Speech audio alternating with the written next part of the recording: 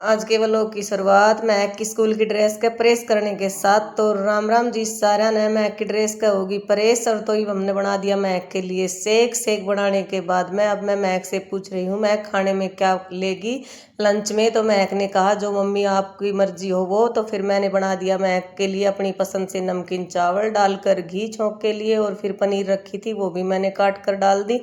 चावल लेकर गिलास में के अंदाजे से ही मैं बनाती हूँ, फिर इसी हिसाब से पानी डालकर अब मैंने मिर्च मसाले डालकर कर दिया है कुकर को बंद। कुकर को बंद करके अब मैं देख लूंगी कि चावल बन गए नहीं। अब खोल कर देखती हूँ तो चावल बन गए थे। फिर मैंने डाल दिए महक के टिफिन में। महक भी तैयार होकर आ गई थी। राम राम।